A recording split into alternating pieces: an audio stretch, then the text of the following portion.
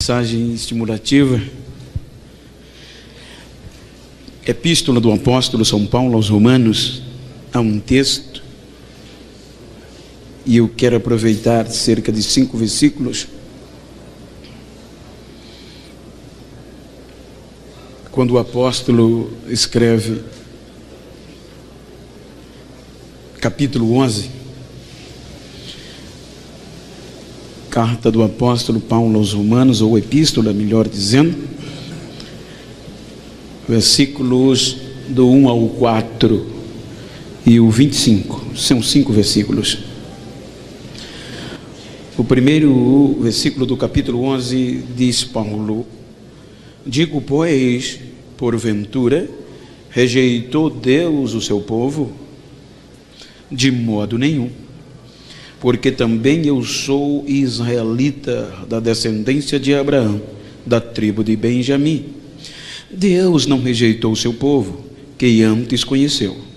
Ou não sabeis o que diz a Escritura acerca de Elias, como fala a Deus contra Israel, dizendo: Senhor, mataram os teus profetas e derrubaram os teus altares, e só eu fiquei e buscam a minha alma. Mas que lhe diz a resposta divina? Reservei para mim 7.000 varões que não dobraram os joelhos diante de Baal.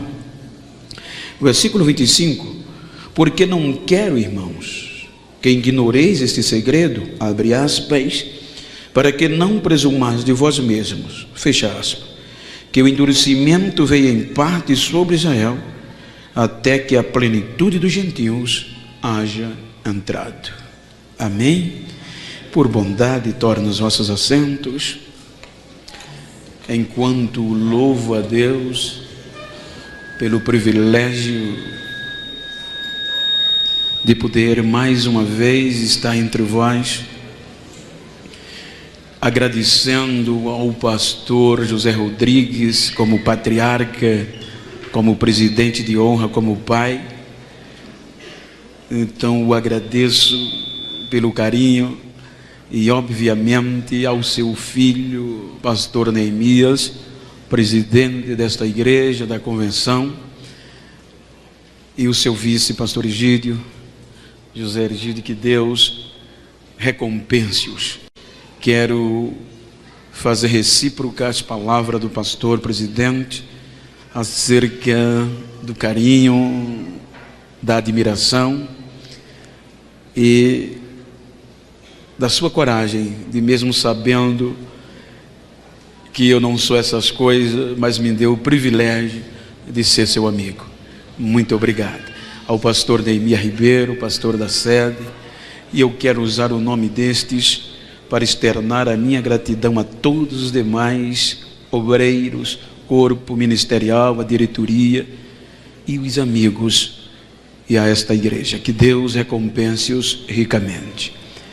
Registro a minha gratidão pela vida do pastor Eusébio, pelo carinho, da receptividade, a locomoção, tem tratado de mim de forma excepcional. Muito obrigado, pastor, meu amigo. Queridos, com base neste texto, eu gostaria de falar-lhes uma palavra muito evangelizadora, uma palavra estimulativa, sobretudo para os nossos dias, tendo em vista que eu gostaria de, se fosse dar um tema, eu iria falar sobre ainda tem. Diga comigo, ainda tem.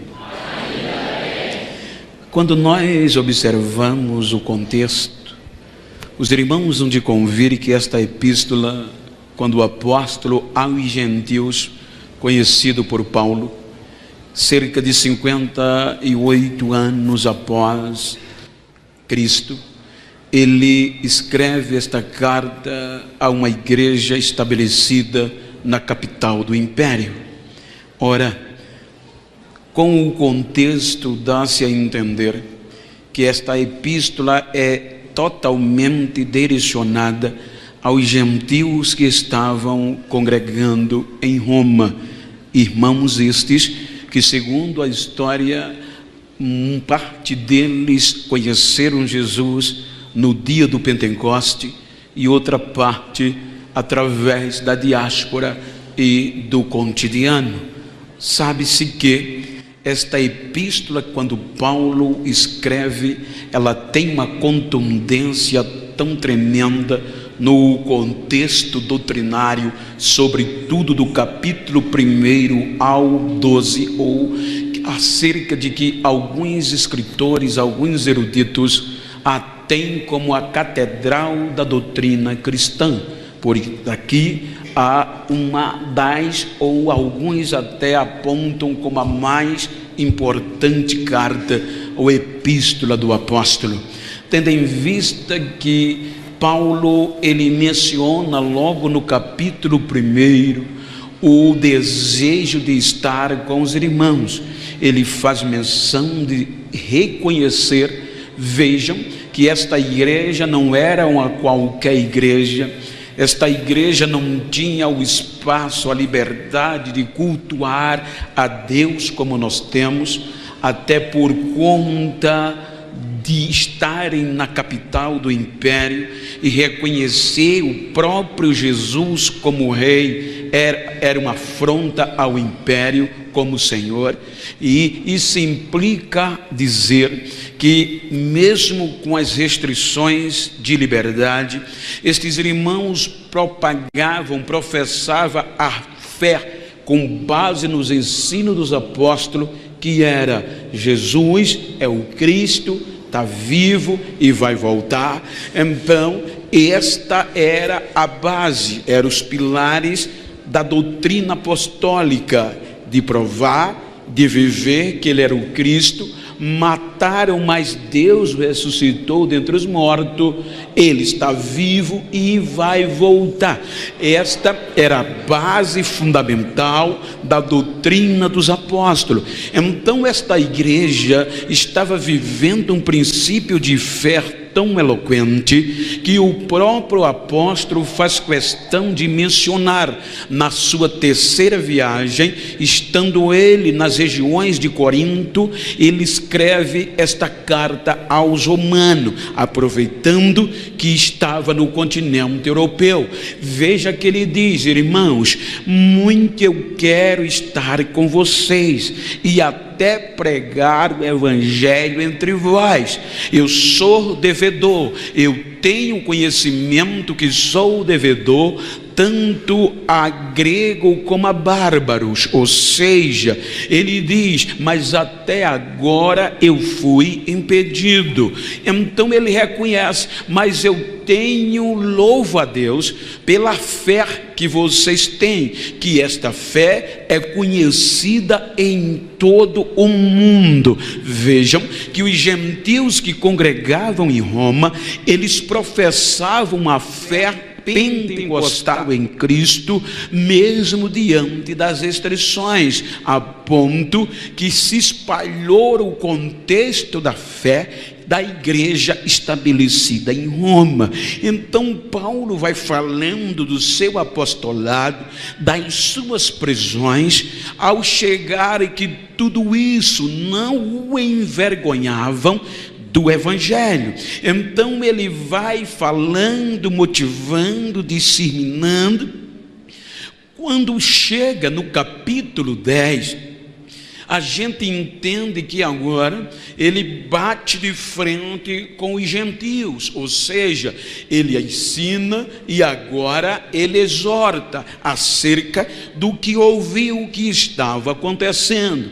Quando nós observamos o teor, esta igreja era composta na sua maioria de gentios. Então a Bíblia diz que o apóstolo no capítulo 10 abre o leque, como apóstolo aos gentios, uma autoridade ministerial. Ele chama a atenção, porque nas entrelinhas percebe-se o quê? Que os gentios que conheceram Jesus e o poder pentecostal estavam vivendo um período de alegria e de autossuficiência tão grande que achavam que Deus tinha substituído os judeus e largar os judeus para trás. Em síntese, eles achavam que Deus tinha dado mais prioridade a ele, e esquecendo Deus de Israel, os gentios queriam esquecer, tomar a supremacia dos judeus. Então é quando Paulo faz alegoria. Os irmãos hão de perceber que no capítulo 10 e 11 é justamente entre gentios e judeus. É aqui que ele usa o poder. Veja que no capítulo 10 ele diz: irmãos, eu oro pela salvação de Israel. Mas no capítulo 10 ele diz o seguinte: irmãos, Israel rejeitou a justiça de Deus, querendo vivenciar, priorizar a sua própria justiça, ou seja, esquecendo e não valorizando a justiça de Deus. Síntese, ele diz: Israel perdeu o foco, Israel perdeu a noção, e Deus chamou a si, mas eles não deram ouvidos. Aí ele fala: eles tinham Moisés, que era a lei, e tinha os profetas que lhes falaram, mas eles não ouviram. E ele implica dizer, e os irmãos sabem que o crer é pelo ouvir, e eles ouviram a palavra de Deus, mas não deram sentidos. Aí quando chega no capítulo 11, ele diz: irmãos, vocês estão pensando, ora que é diretamente aos gentios, vocês estão pensando que Deus rejeitou o seu povo que antes conheceu? De forma nenhuma. Ele diz: ou vocês não sabem o que diz as Escrituras acerca de quando Elias orou a Deus contra Israel, dizendo: Senhor, mataram os teus profetas, só eu fiquei, e agora tentam tirar a minha vida. Aí ele replica dizendo: será que vocês não entendem qual foi a resposta de Deus para Elias? Veja o que disse Deus a Elias: não, Elias, ainda tem 7.000 que não se dobraram. Aí ele, no versículo 5, ele diz: portanto agora, na época presente, ainda há um resto, ainda tem um remanescente, falando diretamente para os gentios.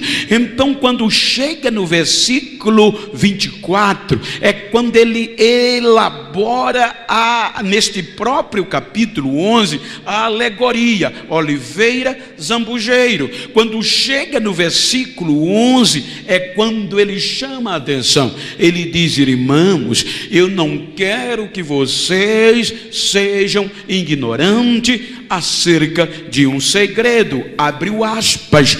É para que ele diz que Deus endureceu em parte a Israel, até que a plenitude dos gentios haja entrado. Veja que no versículo 26 ele conclui dizendo: porque depois acontecerá o que está escrito: Deus, ou Jesus, se apresentará a Israel. Ou seja, com base nesse conceito doutrinário, permita-me utilizar das cartas que Paulo escreveu e ministrar esta palavra estimulativa para os professantes da própria e da mesma fé.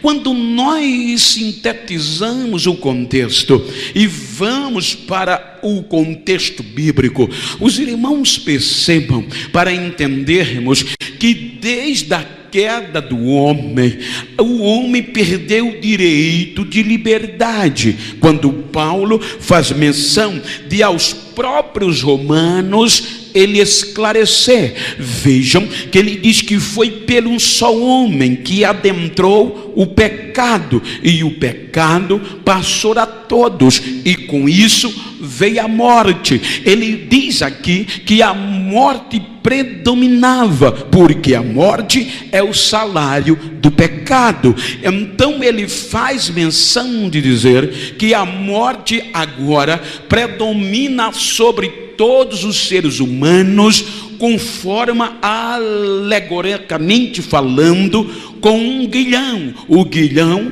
os irmãos vão de convir, traduzindo para o nosso contexto, é um ferrão. O guilhão é um espeto que o vaqueiro usa para dominar o boi. A força do boi excede o entendimento do homem, mas por mais valente que seja o boi, ele perde as forças diante do ferrão ou aguilhão.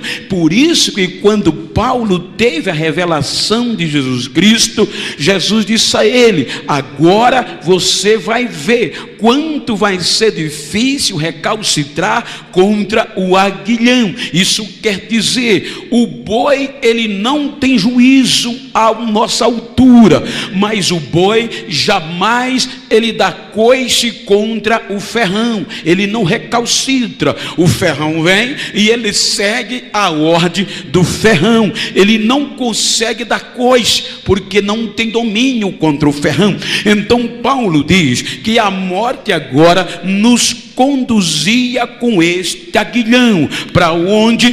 Para baixo. Para onde? Para o Sheol. Para onde?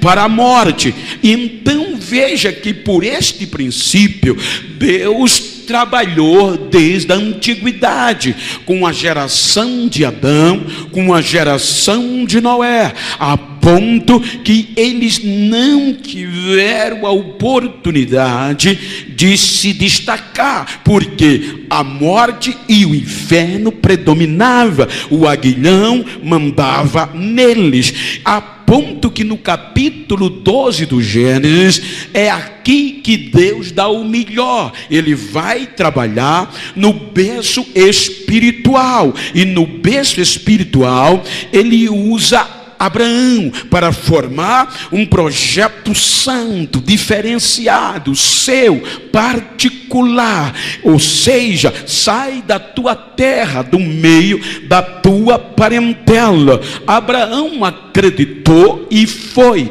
aceitou.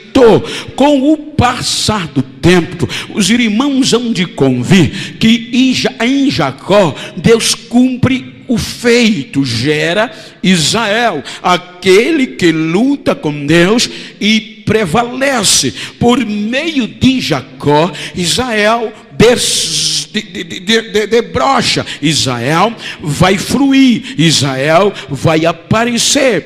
Desce para o Egito 70 almas de Jacó aproximadamente.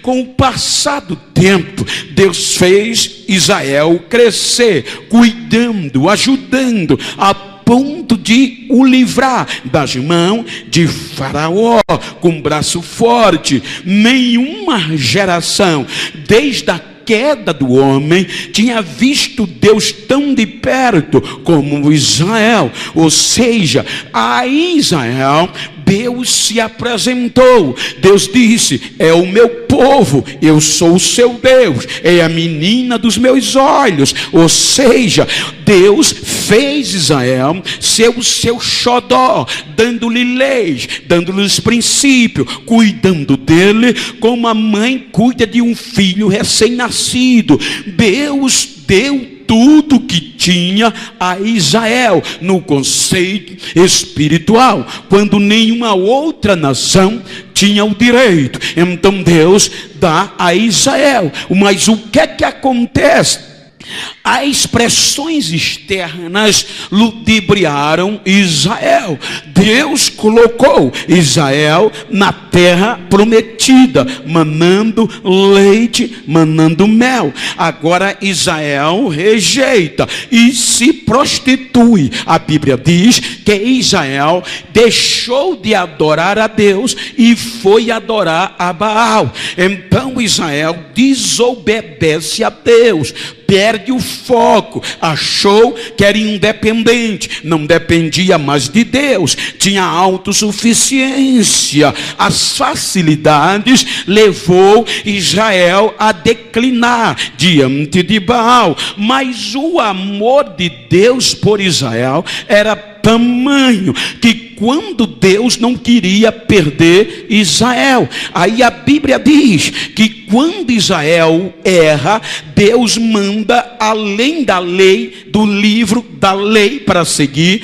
profetas. Os profetas entram em Israel, todos eles, a maior parte, em tempo de declínio, em tempo de desvio. Os profetas entram, mas Israel rejeita e não quer ouvir os profetas. Então Israel vai neste procedimento de altos e baixo, a ponto que Israel chega ao ápice da desobediência. Quando Israel está no ápice da desobediência, tanto o norte como o sul, Deus permanece o amando. Aí Deus usa Isaías para divertir Judá e usa Oséia para divertir o norte. Os irmãos vejam o que é que Deus faz por amor a Israel. Deus chama Oséias e pede para Oséias fazer o que talvez nenhum pastor, nenhum pregador, nenhum crente ousaria fazer hoje, caso Deus mandasse. Deus diz a Oséias, no período de Jeroboão II, vai ao norte. Quando chegarem ao norte, casa, procura uma mulher prostituta sem valor, casa com ela, ama ela e constitui família com ela, mas ame de coração. Então Oséias vai para o norte, casa com uma mulher da vida prostituta chamada Gomer, a ama de todo o seu coração, tira ela do prostíbulo, põe ela em uma casa, ama e ainda lhe dá filho, Jezreel, ou seja, Loruama, Loami, todos os 3 filhos, Deus querendo falar com Israel, Jezreel, Deus espalhou, Loami, Deus diz, não é mais o meu povo, ou seja, Loruama, Deus esqueceu. Então veja que Oséias ama tanta Gomer, e no meio deste amor, a mulher larga o marido, larga a família e volta para o prostíbulo. Era Deus dizendo a Israel: vocês fizeram isto comigo, mas eu ainda amo vocês. Vocês voltaram-se para Baal e não me conhecem mais. Veja que o amor de Deus é tão grande que no capítulo 2, versículo 14 por diante, olha o que é que Deus faz. Deus diz através de Oséias: mesmo depois de tudo isso, eu vou falar com ela, vou atraí-la para o deserto, e só nós dois a sós, vou falar-lhe ao coração. O que é que Deus estava dizendo? Eu vou atrair a Israel a voltar a ser o que era, a voltar ao começo, a voltar a ser o que eles tinham. E se ela me ouvir e voltar para o começo, eu vou falar do meu amor ao coração dela, vou restituir as vinhas, as bênçãos, aonde tudo começou. Olha o que é que Deus diz: se ela me ouvir, eu vou colocar, vou fazer com que as portas de Ecrón seja uma porta de esperança. A porta de Acã era a porta de problemas. Por meio de Acã, quando pecou, Israel. Aí Deus disse: se ela voltar, ou se Israel voltar e me ouvir, eu vou devolver as bênçãos que ela tem direito, eu vou perdoar, eu vou amar, e a porta que todos conhecem como porta de problema, eu vou tornar porta de esperança. Aonde não tem, eu vou fazer ter. Aonde não acontece, eu vou fazer acontecer. Ou seja, eu vou tratar